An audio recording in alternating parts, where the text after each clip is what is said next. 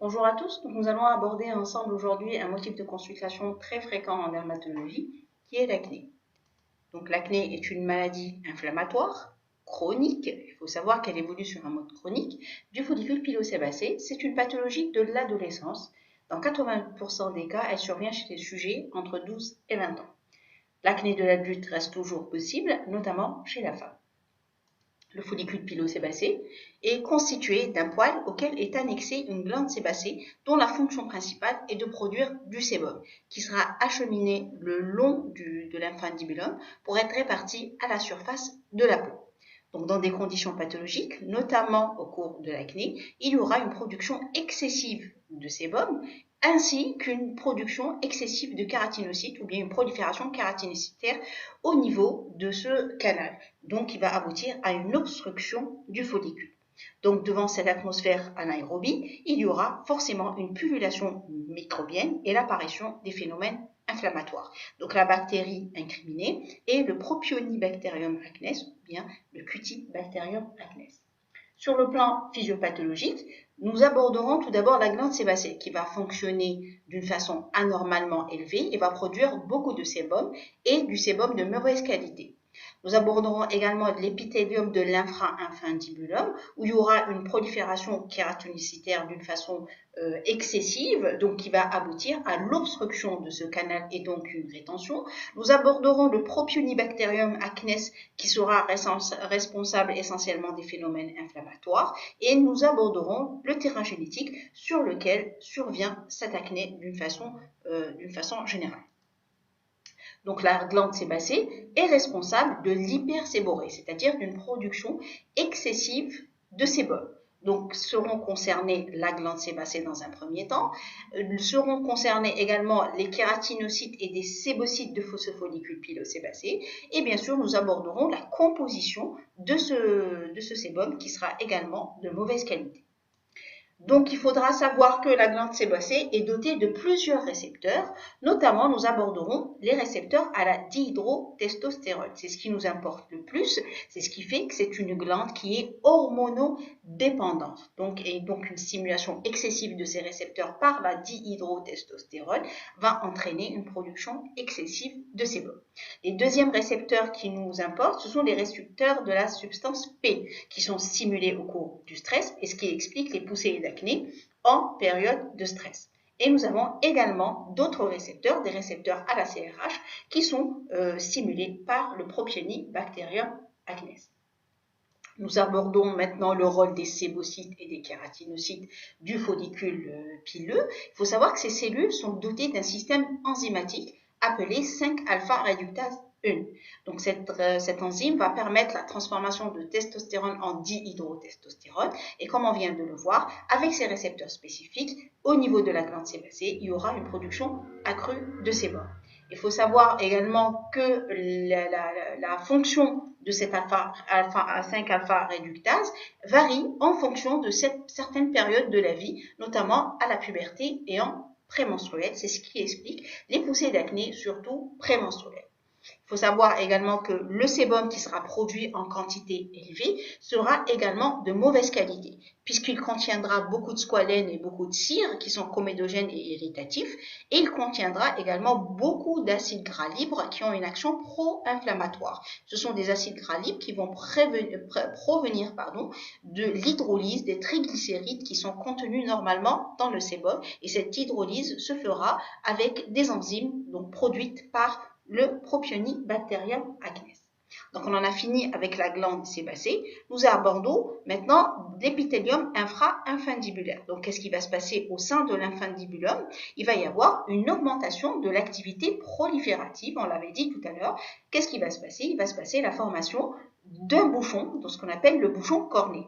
Et quand ça se bouche, il va se passer quoi? Il va y avoir une accumulation de sébum et donc c'est ce qu'on appelle la rétention sébacée. C'est ce qui va expliquer les premières lésions élémentaires qu'on va constater, les lésions rétentionnelles. Ce sont les lésions, tout ce qu'on verra à l'œil nu en premier, ce sont des lésions qui sont la conséquence de la rétention. Donc ces lésions sont essentiellement représentées par les comédons et les microkystes. Troisièmement, on a le Propionibacterium acnes. Le Propionibacterium acnes est une bactérie anaérobie Donc, il va agir essentiellement par ces lipases, comme on l'avait dit tout à l'heure. Donc, ces lipases qui vont hydrolyser les triglycérides en acide gras libre, on se répète, par leur action pro-inflammatoire et par leur chimiotactisme des polynucléaires neutrophiles. Cependant, le Propionibacterium acnes va agir par d'autres voies, notamment l'activation du complément, et sinon d'autres voies telles que l'expression des toll-like récepteurs ou encore des productions de protéines de choc thermique. Sur le plan génétique, il est important de savoir que les récepteurs des androgènes de la glande sébacée comportent plusieurs sites fonctionnels. Donc, le gène de ces récepteurs est porté par certains chromosomes, notamment le chromosome X en position Q1, Q12. L'expression de ce gène, il faut le savoir, elle est variable en fonction des fois de certaines périodes de développement et de l'âge du sujet. Et l'expression de ces gènes pourrait être définie génétiquement. C'est ce qui fait qu'il y a des gens qui font beaucoup d'acné, des acnés graves, et d'autres qui en font moins. Maintenant, on va passer au volet clinique. Maintenant, comment va se présenter l'acné? Quelles sont les lésions élémentaires de l'acné? Donc, la lésion élémentaire, elle se divise en 3 parties. Donc, premièrement, c'est la séborrhée. Deuxièmement, on aura les lésions rétentionnelles, ce sont les premières à apparaître. Et après, en deuxième lieu, il y aura l'inflammation qui va apparaître, donc les lésions inflammatoires. Donc, les lésions élémentaires, on va aborder en premier lieu, on avait dit, la séborrhée. C'est le visage qu'on voit des acnéiques. Ce sont des gens qui ont le visage qui brille tout le temps. Donc la séborrhée est la première manifestation. On a cet aspect brillant du visage, surtout au niveau de la région médio-faciale, avec des pores qui sont dilatés.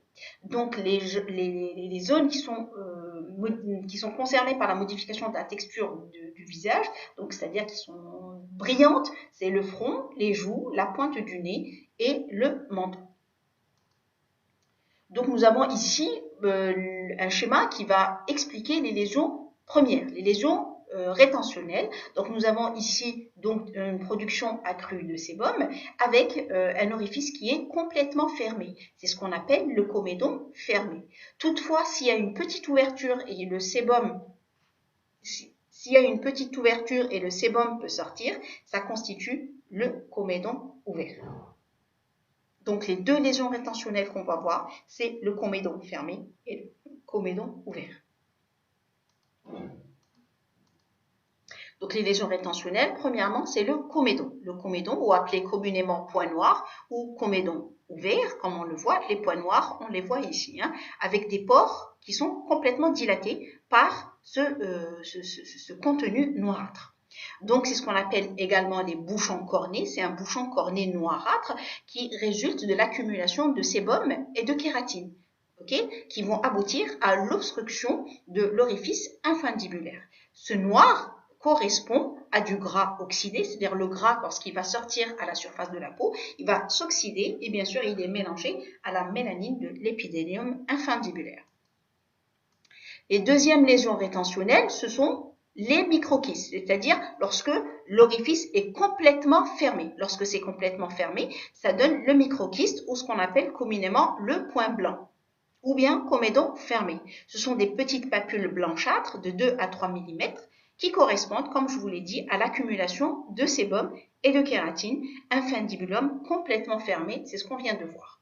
Donc, ces éléments complètement fermés ont la possibilité de 2 choses. Soit ils vont s'ouvrir à la peau et donner des points noirs, soit qu'ils vont se rompre dans le derme et là, ça va générer des phénomènes inflammatoires. Voyons ici les éléments, regardez, un petit peu blanchâtres, ce sont des papules de couleur blanchâtre, comme vous voyez, mais vraiment de très petite taille. Donc ici, nous avons l'évolution, d'accord, d'un comédon fermé. Comment il va évoluer? On avait dit que soit qu'il se rompait à l'extérieur et ça donnait obligatoirement des comédons ouverts, ou encore, il va se rompre dans le derme et là, ça va donner des éléments inflammatoires parce que le produit du sébum, c'est-à-dire le sébum en lui-même, est irritant pour les éléments constitutifs du derme. Deuxièmement, on a parlé des éléments rétentionnels. Dans les éléments de rétention, on avait parlé des points noirs et des points blancs. Maintenant, les lésions inflammatoires, c'est-à-dire à un stade un peu plus avancé, on a de l'inflammation qui s'installe.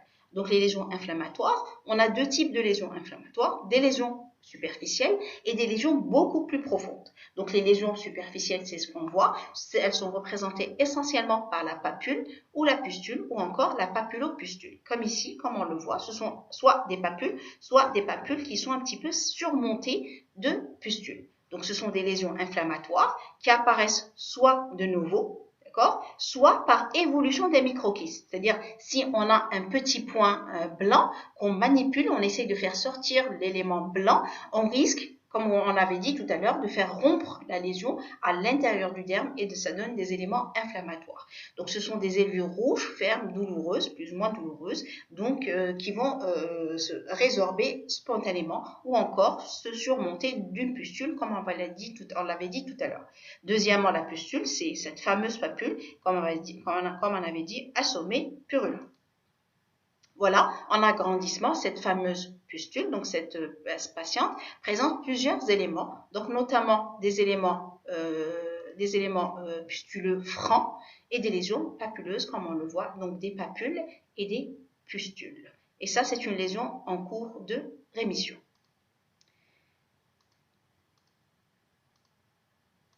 Voilà. Les lésions inflammatoires de deuxième type sont les lésions inflammatoires profondes. Donc les lésions inflammatoires superficielles sont la papule et les pustules. Les lésions inflammatoires profondes vont être représentées par des nodules. Des nodules, ce sont des lésions de grande taille, des tuméfactions, comme on le voit ici, des tuméfactions inflammatoires, d'accord? Donc qui sont douloureuses et fluctuantes. C'est-à-dire si on pose le doigt, on voit qu'il y a une collection à l'intérieur. Donc, soit qu'elles vont fistuliser à l'extérieur, soit qu'elles vont proliférer dans le derme et donner des pseudokystes, des abcès et des sinus. Il est clair que ces lésions ont une évolution cicatricielle, c'est-à-dire ça va laisser des lésions. Donc, chez ce patient, on regarde ici, on remarque bien qu'il a des éléments vraiment de différents types. Donc, il a des éléments inflammatoires de grande taille, des éléments inflammatoires de petite taille, comme on le voit. D'accord? Et si on regarde bien, il peut avoir des lésions rétentionnelles un petit peu éparpillées. Voici également une image illustrant les nodules inflammatoires. Donc, pour récapituler, donc il ne faut pas oublier que les éléments sont de type, soit de type rétentionnel, et dans la rétention, ce sont les comédons, c'est-à-dire le point blanc et le point noir. Sinon, dans les éléments inflammatoires, donc de petite taille, c'est les papules et les pustules. Sinon, les éléments de grande taille, ce sont les nodules. Maintenant, comme dans le psoriasis, comment évaluer la sévérité de l'acné? Il est clair qu'avant de traiter le patient et pour pouvoir traiter, il faudra juger de la sévérité de l'acné. Pour cela, nous disposons d'une échelle globale d'évaluation de l'acné, donc la GEA, d'accord, qui grade l'acné de 0 à 5. Le 0 correspondant à pas de lésion, ça c'est vraiment l'objectif thérapeutique. Nous voulons arriver à ce stade-là, c'est que le malade, il n'ait plus de lésion. Le grade 1, le patient n'a pratiquement pas de lésion. Le grade 2, c'est une acné légère, donc facilement on arrive à facilement identifier. Et bien sûr, ce grading, si vous voulez, est fait en fonction de la teinte du visage et du pourcentage de la teinte du visage, selon la présence d'éléments rétentionnels seuls ou éléments associés, rétentionnels associés à des éléments inflammatoires. Et est-ce que c'est des éléments inflammatoires de petite taille ou bien c'est des éléments inflammatoires de grande taille? Il est clair que le grade 5 correspond à des acnés très sévères, très inflammatoires, recouvrant tout le visage et bien sûr, ça c'est le maximum avec beaucoup de nodules.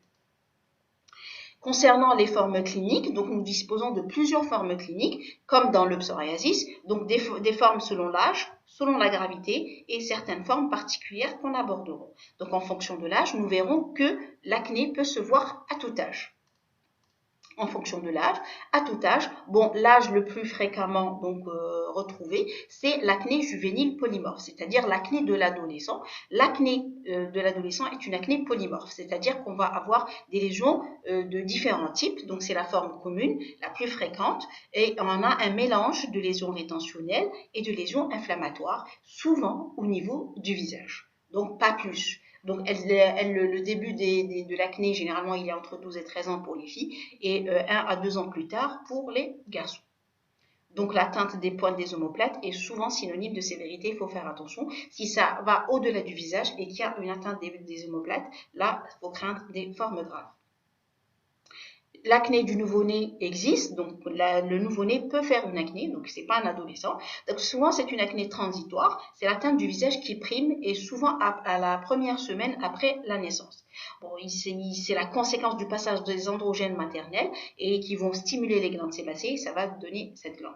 Donc souvent la régression est spontanée en quelques semaines, donc pas besoin de traiter ces bébés. L'acné infantile est possible. Donc, un enfant peut faire de l'acné, souvent au-delà de 2 ans, mais avant la puberté. Donc, c'est des patients qui présentent des enfants qui présentent de l'acné. Il faut voir s'ils n'ont pas de pilosité précoce, s'ils n'ont pas de développement précoce des organes génitaux androgénodépendants, s'il n'y a pas d'obésité associée, s'il n'y a pas de l'avance naturelle. Il faut faire attention et systématiquement rechercher une hyperplasie congénitale des surrénales et des tumeurs ovariennes ou des tumeurs surrénaliennes. C'est important à savoir. L'acné prépubertaire existe également. Ce sont essentiellement des formes rétentionnelles, le front, les joues et le nez. Là aussi, souvent en rapport avec une augmentation de la dihydrotestostérone. Donc là, il faut faire attention également, il faut vraiment procéder avec prudence. Donc soit il s'agit de formes susceptibles à faire des formes graves à la puberté, donc c'est des patients à surveiller, soit que c'est un mode de révélation de syndrome des ovaires polykystiques. Donc toute acné qui survient en dehors de la puberté, on va voir que c'est une acné à considérer de près. L'acné de l'adulte, on avait dit que c'était possible et était beaucoup plus fréquente chez la femme. Là aussi, une femme adulte qui n'est pas en âge de faire de l'acné, donc doit être explorée.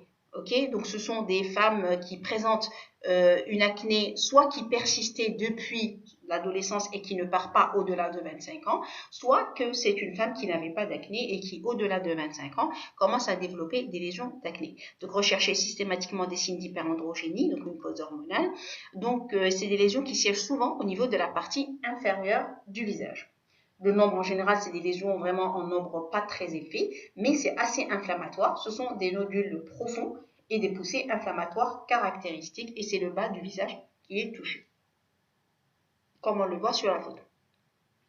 Donc, si en plus de l'acné chez cette femme, il y a des signes de virilisme, des troubles du cycle ou encore un hirsutisme, ne pas hésiter à explorer par des échographies ovariennes ou encore des bilans hormonaux à la recherche d'une hyperandrogénie. Chez l'homme, l'atteinte est possible mais beaucoup moins fréquente. C'est souvent le dos qui est touché et souvent sur un terrain génétique d'hyperséborrhée.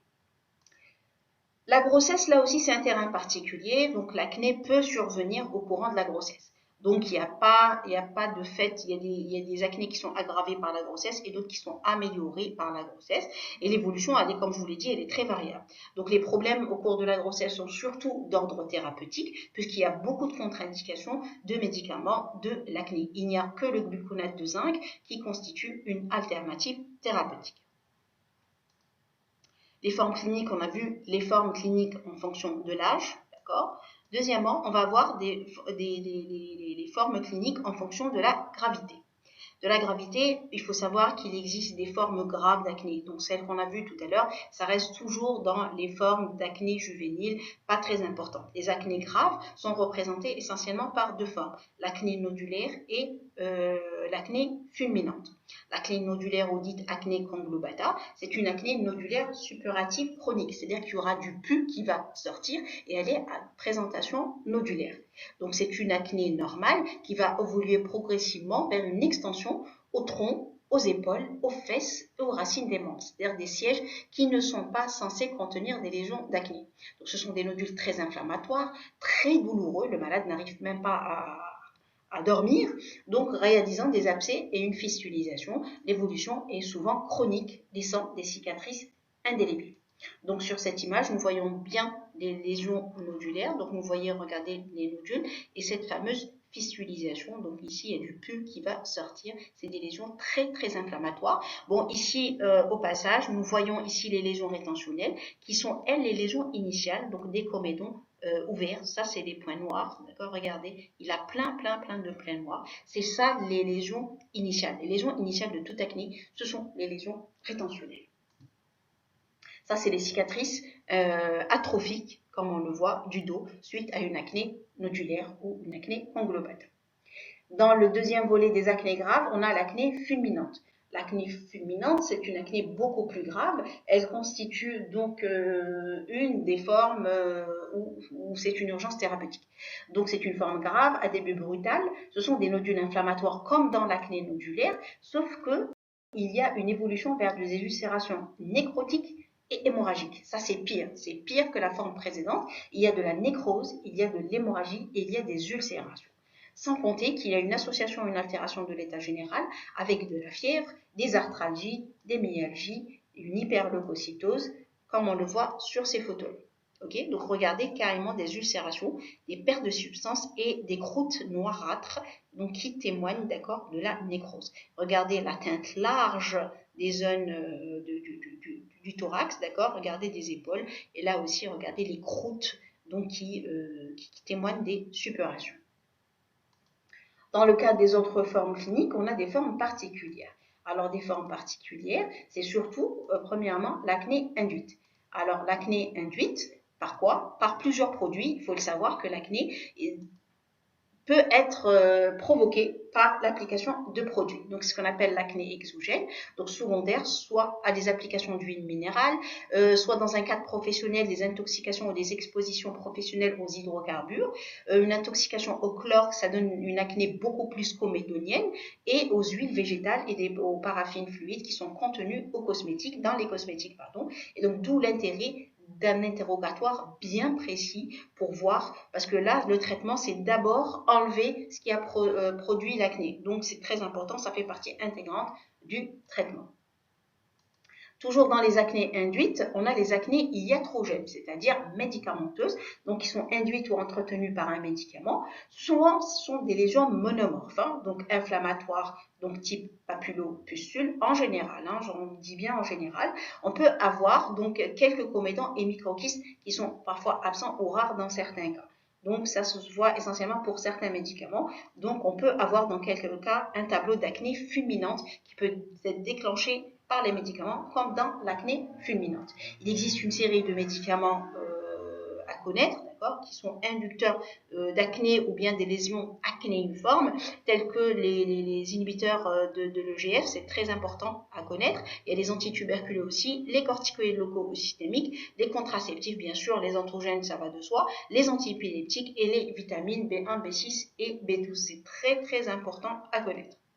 Donc, le deuxième volet, c'est l'acné excoriée. Donc, l'acné excoriée, ça survient chez des femmes qui sont anormalement anxieuses et fragiles sur le plan psychologique. Ce sont des lésions d'acné normales, sauf qu'elles sont manipulées, elles sont tripotées. Les femmes passent leur temps à tripoter les lésions. On va avoir donc des lésions d'acné en plus de lésions de grattage et des excoriations. Souvent, les lésions sont entretenues par des manipulations continues et des soins de cosmétologie inadaptés. Donc, il faut faire attention et c'est souvent, bien sûr, des femmes.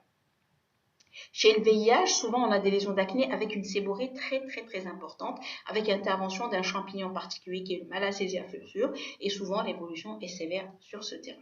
L'acné estivale, souvent, il y a des patients qui viennent vous dire, après l'été, j'ai eu une poussée d'acné, au cours de l'été, j'ai des poussées d'acné. Souvent, ce sont des lésions inflammatoires sur des zones bien particulières, cou, poitrine et épaules, déclenchées par les UVA, et bien sûr, lorsqu'il arrête les expositions, les lésions disparaissent complètement. Il existe des acnés qui révèlent un désordre hormonal, bon, ça a déjà été abordé, donc notamment les endocrinopathies, le syndrome des ovaires polykystiques, et bien sûr systématiquement investigué dans le sens d'une hyperandrogénie.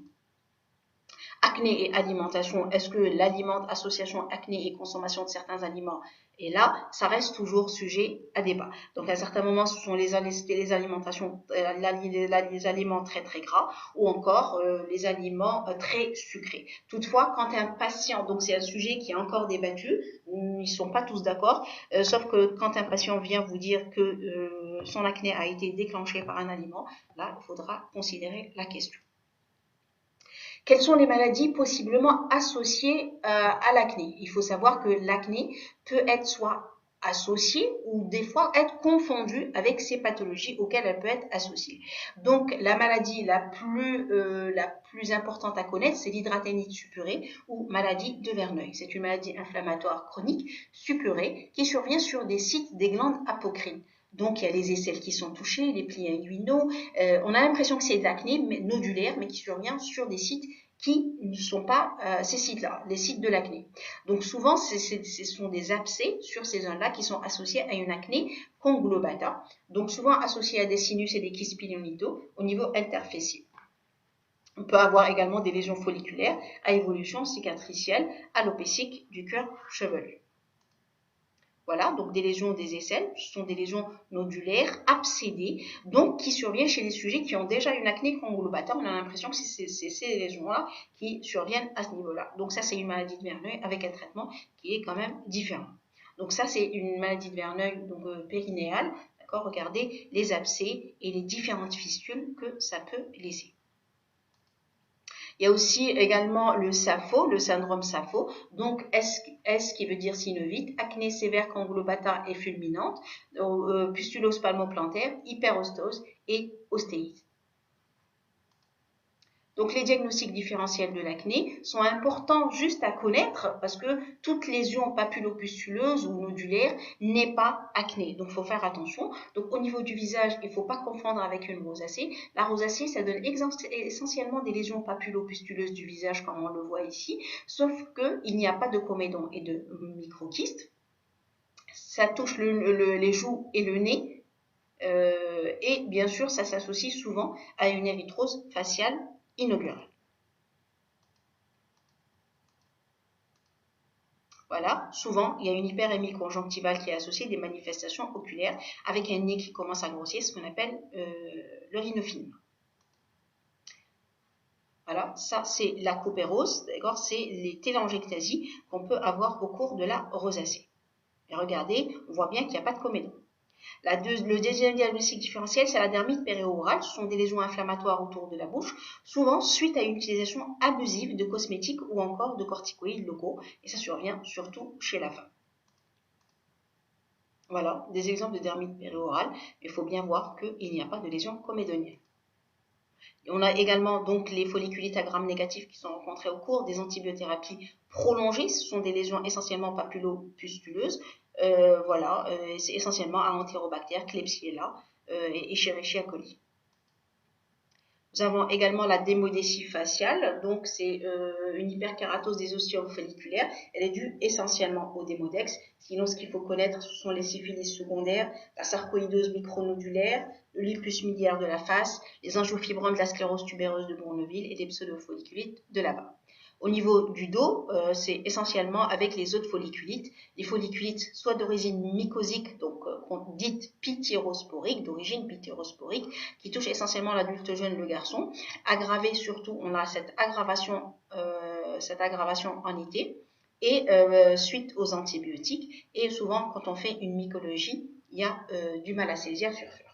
Sinon, il y a les folliculites bactériennes qui sont vues au cours, que vous allez voir au cours des infections bactériennes. Et il y en a les folliculites mécaniques suite au frottement ou encore position allongée longue durée. Quelles sont les complications de l'acné? Bon, bien sûr, les complications de l'acné et que tout le monde craint, ce sont les fameuses cicatrices. Donc, les cicatrices sont l'évolution finale des lésions. On avait vu que c'était essentiellement inflammatoire. Les lésions rétentionnelles ne sont pas très agressives. Donc, l'érythème et la pigmentation peuvent survenir sans cicatrice. C'est-à-dire, on peut avoir juste des troubles pigmentaires. Sinon, on peut avoir des cicatrices atrophiques et des cicatrices hypertrophiques. Ici, c'est le cas de cicatrices atrophiques, c'est-à-dire que ça fait des trous. Voilà, sinon, les autres complications, ça peut être l'œdème facial, les ostéomes, on peut avoir des rhumatismes acnéiques, des amyloses systémiques ou encore des septicémies. Nous abordons ainsi donc le volet thérapeutique. Il faut savoir que le traitement de l'acné sera fonction du type d'acné et de l'extension de cette acné. Mais il faut savoir que l'objectif principal sera d'agir autant que possible sur tous les éléments qui contribuent à la formation de l'acné, notamment lutter contre l'épaississement de la peau, déboucher les fameux pores qui étaient là pour la rétention, diminuer l'inflammation parce qu'on avait vu qu'il y avait beaucoup d'inflammation, réduire la multiplication bactérienne et diminuer la production de sébum. Donc, il faudra essayer au maximum de réunir toutes ces conditions. Pour cela, nous disposons de plusieurs traitements, notamment, maintenant, on va commencer par le traitement local. Le traitement local, nous disposons d'antibiotiques locaux. Antibiotiques locaux, notamment l'érythromycine et la clindamycine, bon, qui ont une action, c'est bien antibactérienne, mais malheureusement et anti-inflammatoire, sauf qu'il y a un risque de résistance et la durée d'utilisation est souvent limitée moins d'un mois, donc c'est pas très intéressant. Le deuxième traitement utilisé, c'est le peroxyde de benzoyle, qui est très intéressant, puisqu'il a une action antibactérienne, presque pas kératolytique, et l'avantage c'est qu'il n'y a pas de résistance thérapeutique, c'est très important. Sauf que l'inconvénient c'est la phototoxicité, l'irritation et les eczémas de contact, donc il faut les utiliser avec précaution, avec éviction de soleil, d'accord, ne pas les appliquer déjà sur des peaux antérieurement irritées. Le troisième médicament utilisé, ce sont les rétinoïdes topiques. Alors là, les rétinoïdes vont être utilisés avec leur action kératolytique. Donc les deux premiers, on avait vu qu'ils avaient une action essentiellement anti-inflammatoire. Ça veut dire qu'ils seront indiqués essentiellement dans les acnés inflammatoires. Les rétinoïdes, paradoxalement, bon, heureusement, ils ont une action kératolytique. Ils vont nous permettre de détruire ces fameux bouchons cornés, donc, et à libérer l'infundibulum. Donc, ils ont une action kératolytique. Donc, nous avons la trétinoïde, isotrétinoïne et l'adapalène. Et là aussi, un problème de photosensibilité et d'irritation. Donc, ils ont une activité essentiellement kératolytique et faiblement anti-inflammatoire. Donc, les rétinoïdes seront indiqués essentiellement dans les acnés rétentionnels.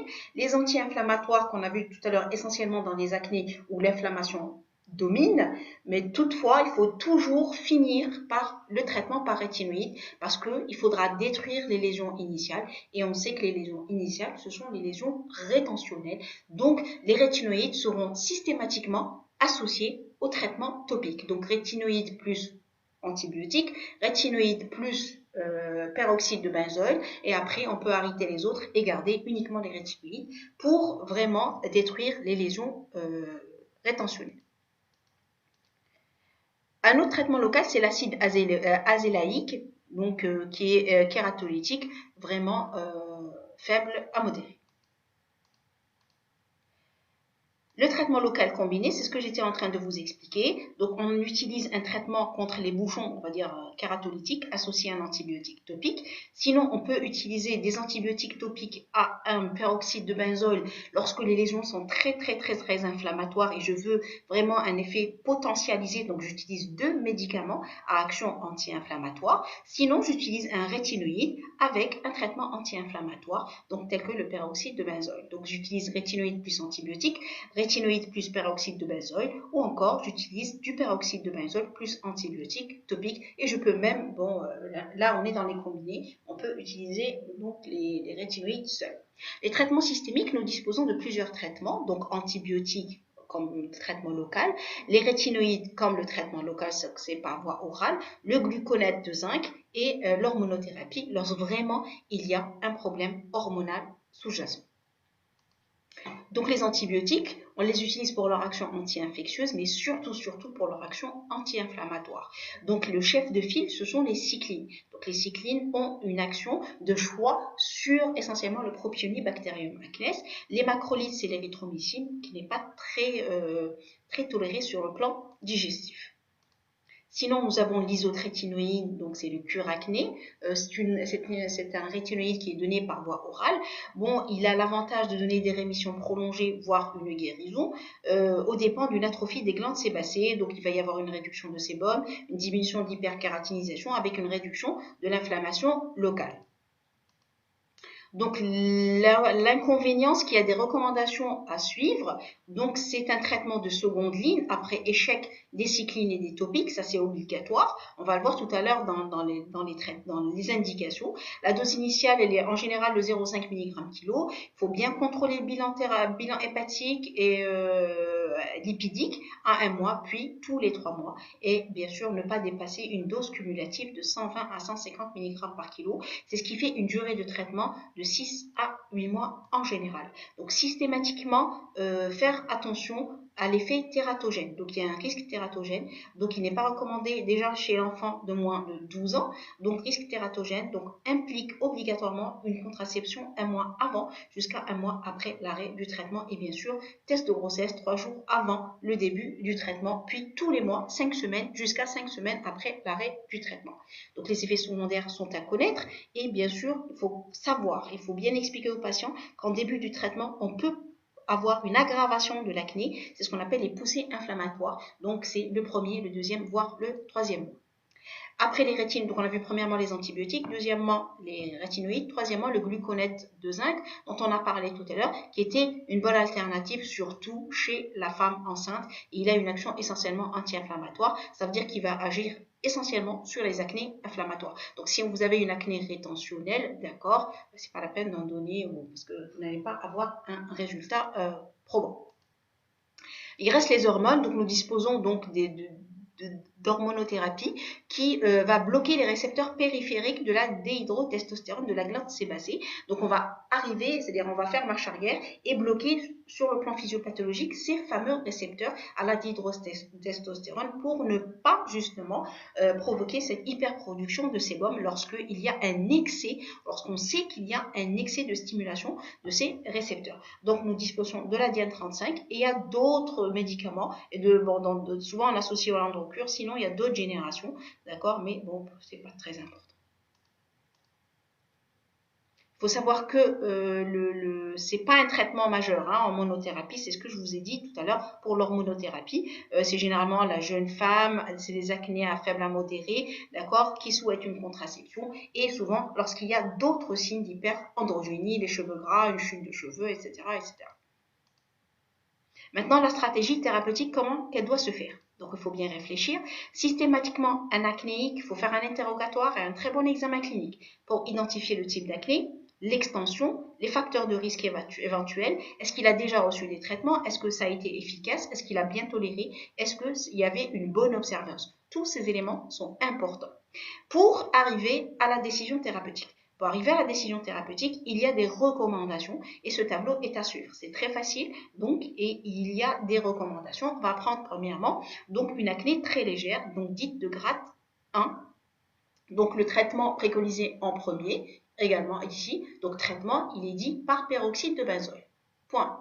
Ou bien par des rétinoïdes locaux, c'est à nous de voir s'il y a une composante inflammatoire prédominante, ou bien s'il y a très peu d'inflammation, les rétinoïdes vont faire l'affaire. Mais il faut obligatoirement continuer à 3 mois, et s'il y a échec, on va associer les deux.